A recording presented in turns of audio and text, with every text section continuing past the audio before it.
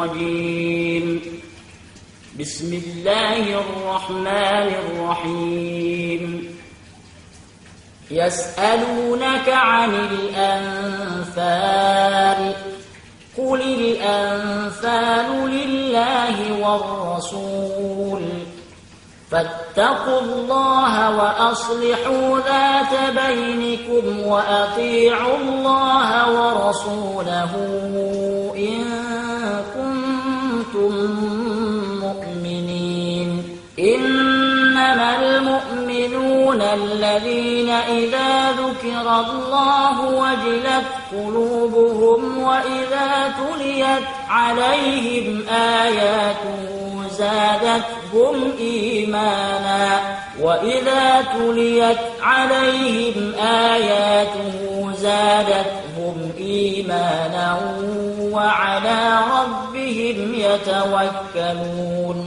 الذين يقيمون الصلاة ومما رزقناهم ينفقون أولئك هم المؤمنون حقا لهم درجات عند ربهم ومغفرة ورزق كريم. كما أخرجك ربك من بيتك بالحق وإن فريقا من المؤمنين لكارهون يجادلونك في الحق بعدما تبين كأنما يساقون إلى الموت وهم ينظرون. وإذ يعدكم الله إحدى الطائفتين أنها لكم وتودون أن غير ذات الشوكة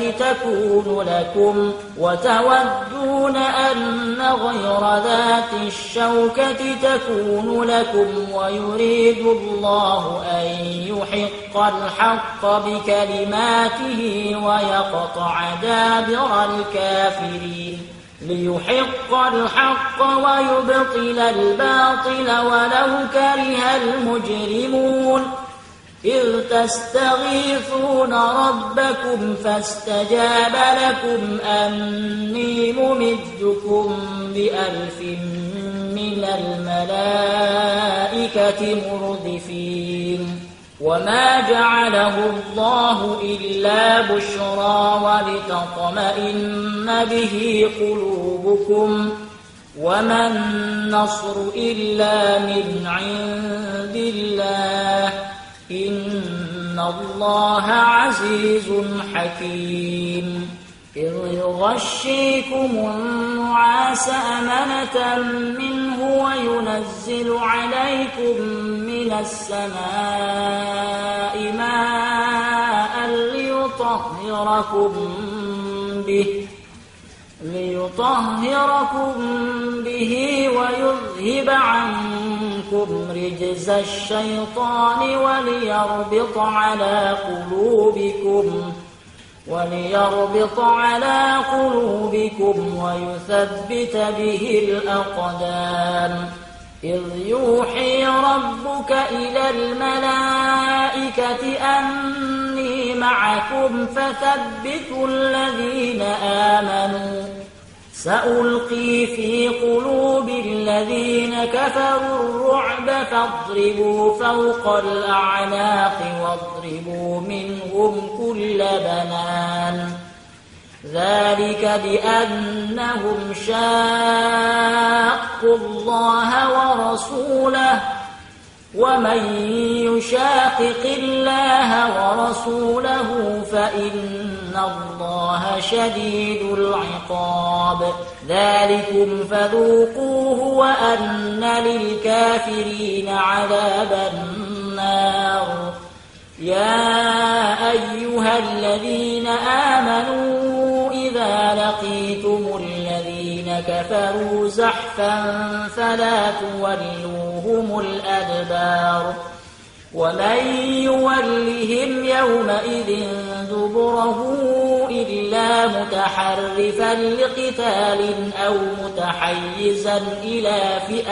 أو متحيزا إلى فئة فقد باء بغضب من الله ومأواه جهنم وبئس المصير فلم تقتلوهم ولكن الله قتلهم وما رميت إذ رميت ولكن الله رمى وليبلي المؤمنين منه بلاء حسنا إن الله سميع عليم ذلكم وأن الله موهن كيد الكافرين إن تستفتحوا فقد جاءكم الفتح وإن تنتهوا فهو خير لكم وإن تعودوا نعد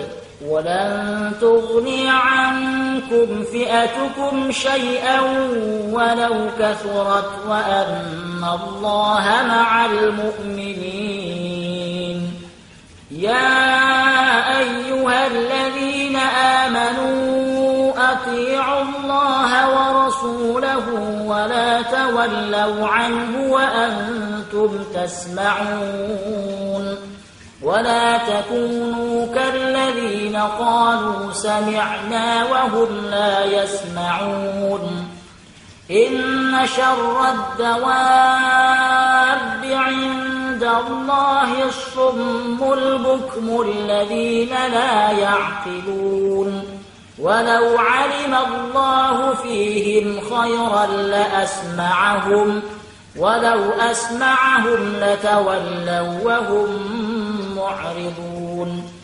يا أيها الذين آمنوا استجيبوا لله وللرسول إذا دعاكم لما يحييكم واعلموا أن الله يحول بين المرء وقلبه وأنه إليه تحشرون واتقوا فتنة لا تصيبن الذين ظلموا منكم خاصة واعلموا أن الله شديد العقاب واذكروا إذ أنتم قليل مستضعفون في الأرض تخافون أن يتخطفكم الناس فآواكم وأيدكم بنصره ورزقكم من الطيبات لعلكم تشكرون يا أيها الذين آمنوا لا تخونوا الله والرسول وتخونوا أماناتكم وأنتم تعلمون واعلموا أنما أموالكم وأولادكم فتنة وأن الله عنده أجر عظيم يا أيها الذين آمنوا إن تتقوا الله يجعل لكم فرقانا ويكفر عنكم سيئاتكم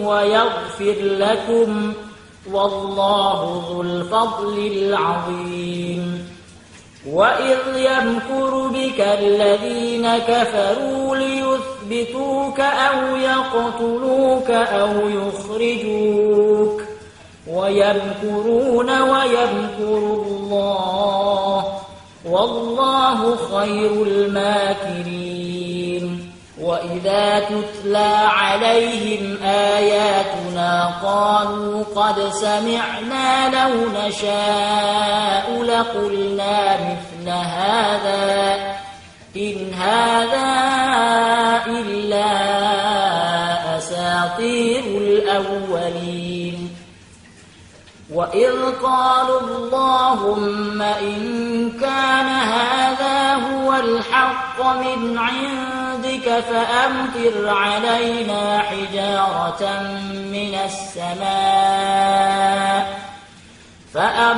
علينا حجارة من السماء أو ائتنا بعذاب أليم وما كان الله ليعذبهم وأنت فيهم وما كان الله معذبهم وهم يستغفرون وما لهم ألا يعذبهم الله وهم يصدون عن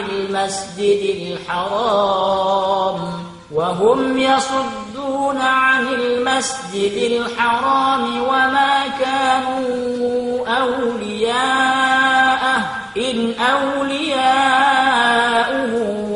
إلا المتقون ولكن أكثرهم لا يعلمون وما كان صلاتهم عند البيت إلا مكاء وتصدية فذوقوا العذاب بما كنتم تكفرون إن الذين كفروا ينفقون أموالهم ليصدوا عن سبيل الله فسينفقونها ثم تكون عليهم حسرة ثم يغلبون والذين كفروا إلى جهنم يحشرون ليميز الله الخبيث من الطيب ويجعل الخبيث بعضه على بعض فيركمه جميعا فيجعله في جهنم أولئك هم الخاسرون قل للذين كفروا إن ينتهوا يغفر لهم ما قد سلف وإن يعودوا فقد مضت سنة الأولين وقاتلوهم حتى لا تكون فتنة ويكون الدين كله لله فإن انتهوا فإن الله بما يعملون بصير وإن تولوا فاعلموا أن الله مولاكم نعم المولى ونعم النصير صدق الله العظيم. Suratul Anfal adalah surah yang turun di Madinah. Ayat-ayatnya berjumlah 75 ayat. Awal surah ini berbicara tentang Al-Anfal, yaitu harta rampasan perang. Sebagian ayat-ayat surah ini turun berkenaan dengan peperangan Badar, di mana ketika itu Rasulullah meraih kemenangan dan meraih sekian banyak harta rampasan. Terjadi perbedaan antara sahabat-sahabat beliau menyangkut harta rampasan itu, maka turunlah ayat ini yang menyatakan, A'udzu billahi minasyaitonir rajim, yas'alunaka 'anil anfal, qulil anfalu lillahi war rasul. Mereka itu, yakni sahabat-sahabat kamu, wahai Muhammad, bertanya kepada kamu tentang harta rampasan perang. Katakanlah, harta rampasan perang adalah milik Allah. Dan Rasul diberi wewenang untuk membaginya. Karena itu bertakwalah kepada Allah dan perbaikilah hubungan antar sesama kamu. Jangan bertengkar, jangan terjadi kesalahpahaman karena harta rampasan itu. Ayat kedua menguraikan sifat-sifat orang-orang mukmin sejati Di sini disebutkan sekian banyak sifat, antara lain, idza dzukirallahu wajilat qulubuhum, apabila disebut nama Allah, getar hati mereka. Dan apabila dibacakan kepada mereka ayat-ayat Allah, bertambah keimanan mereka. Dengan pengetahuan dan sentuhan hati yang terdapat dalam membaca ayat-ayat Al-Quran, keimanan seseorang akan bertambah dari hari ke hari, dan itu salah satu tanda dari mukmin sejati.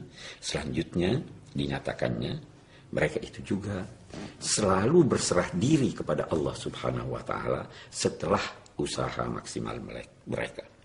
Di samping itu, salatnya bersinambung, memenuhi syarat-syarat dan rukun-rukunnya, dan dari apa yang mereka peroleh, rezeki, harta, ilmu, waktu, dan lain-lain sebagainya, itu mereka tidak segan-segan untuk memberikan dan menafkahkannya kepada pihak lain.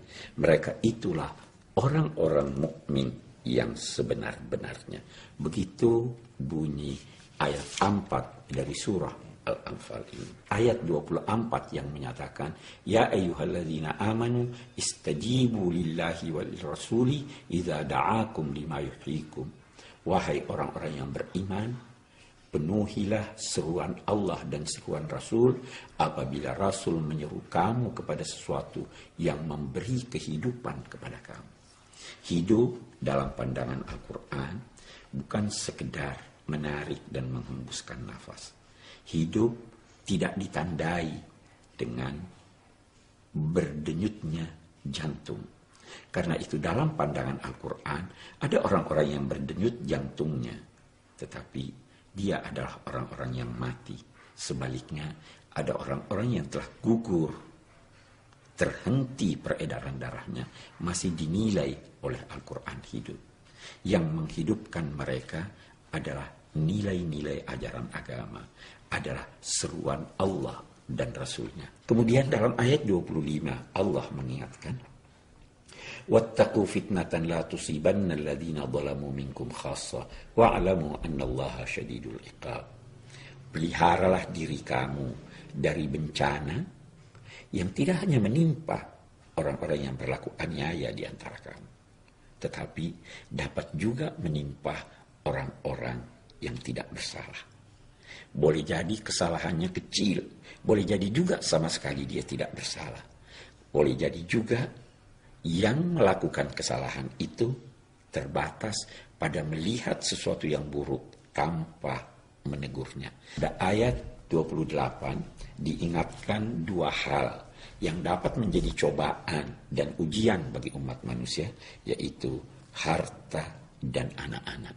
Allah berfirman, wa'alamu annama amwalukum wa auladukum fitnah wa annallaha indahu ajrun azim. Ketahuilah bahwa harta kamu, anak-anak kamu hanyalah sebagai cobaan. Dia cobaan untuk dilihat oleh Allah. Apakah harta itu diperoleh dan disalurkan sesuai dengan saluran yang benar?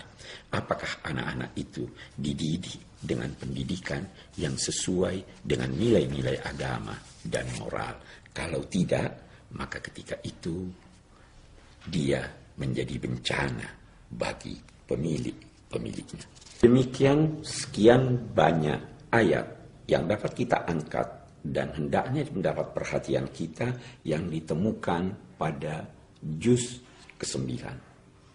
Insyaallah pada juz ke-10 nanti masih akan kita lanjutkan lagi uraian-uraian yang terdapat dalam surah Al-Anfal.